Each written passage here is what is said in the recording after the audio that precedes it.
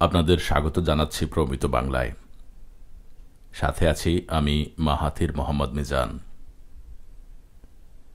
আমরা আলোচনা করছি উচ্চারণের সূত্রাবলী নিয়ে, অর্থাৎ কি করে বাক্যে বিরাজমান প্রতিটি বর্ণ এবং শব্দ সঠিকভাবে উচ্চারণ করতে হয় সেসব নিয়মাবলী নিয়ে।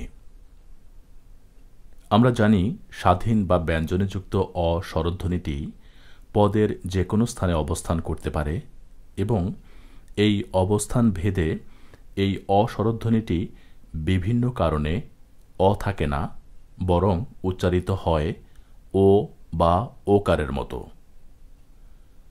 বিগত কয়েকটি পর্বে আমরা আলোচনা করেছি শব্দের শুরুর অ কি কি কারণে ও বা ওকারের মতো উচ্চারিত হয় সেসব কারণগুলো নিয়ে।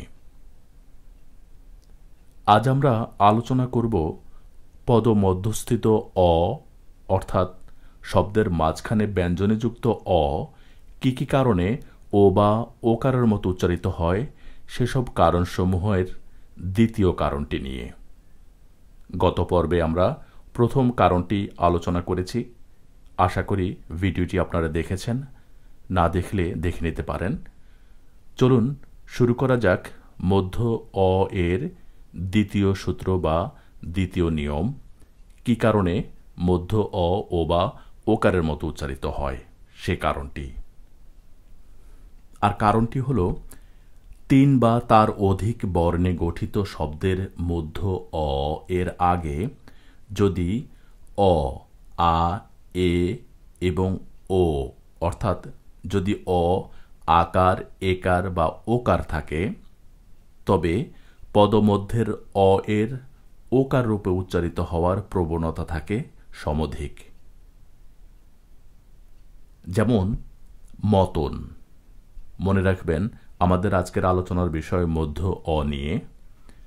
সূত্রটিতে বলা হয়েছে মধ্য অ এর আগে অ, আকার, একার বা ওকার থাকবে, তখন মাঝখানের অটি ও বা ওকারের মতো উচ্চারিত হবে। মতন শব্দে মতে অ রয়েছে, সেজন্য মাঝখানের তটি ও বা ওকারের মতো উচ্চারিত হয়েছে মতন। একইভাবে যতন, কলস, কাজল, এখানে জয়ে অন্তর্ভুক্ত মধ্য অ এর আগে কতে আকার রয়েছে, সেজন্য জটি ওকারের মতো বা ওকারান্ত হয়েছে কাজল। কাগজ, কানন, ডাগর, সাগর, নাগর, আদর, বেতন। এখানে মধ্য অ অর্থাৎ তয় অন্তর্ভুক্ত যে অটি রয়েছে তার আগে ব এ একার রয়েছে, সেজন্য তটি ও বা ওকারের মতো উচ্চারিত হয়েছে বেতন। একইভাবে চেতন, কেশর, শোধন, এখানে মধ্য অ এর আগে ওকার তালব্যস্যতে শোধন, তোষণ, শোষণ, ওজন, কোমল, ছোবল। এই শব্দের প্রতিটি মধ্য অ ও বা ওকারের মতো উচ্চারিত হয়েছে, কারণ এই মধ্য অ এর আগে অ, আকার, একার বা ওকার রয়েছে সেজন্য। তবে মধ্য অ ওকারের মতো উচ্চারিত হওয়ার যে কারণটি বলেছি তার কিছু ব্যতিক্রম রয়েছে, অর্থাৎ মাঝখানের অটি ও বা ওকারের মতো উচ্চারিত না হয়ে অই থাকবে। তারও কিছু কারণ রয়েছে। আমরা আদ্য অ এর আলোচনা যখন করেছি তখন 1 থেকে 4 নম্বর সূত্রের কিছু ব্যতিক্রম ছিল। সে ব্যতিক্রমটি ছিল যে শব্দের শুরুতে যদি না অর্থে অ আসে, অর্থাৎ অটি আসবে কিন্তু তা শব্দের না বোধক অর্থ বোঝাতে, এবং সহিত বা সাথে বোঝাতে দন্তস যদি আসে, তখন ও বা ওকারের মতো উচ্চারিত হওয়ার কারণগুলো থাকা সত্ত্বেও আদ্য অটি ও বা ওকারের মতো উচ্চারিত না হয়ে অই থেকেছে।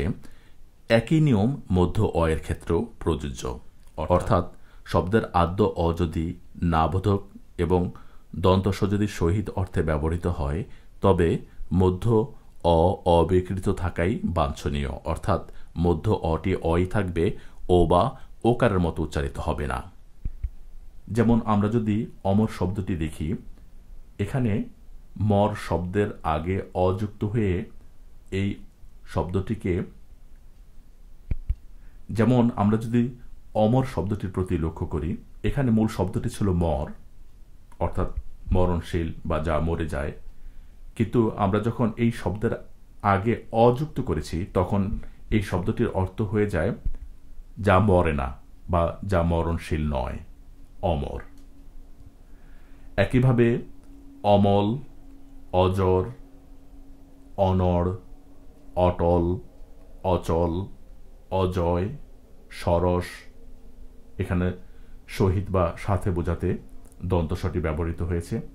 মূল শব্দটি ছিল রস, তার সাথে দন্তস্ব যুক্ত হয়েছে সরস, অর্থাৎ রসের সাথে বা রসযুক্ত।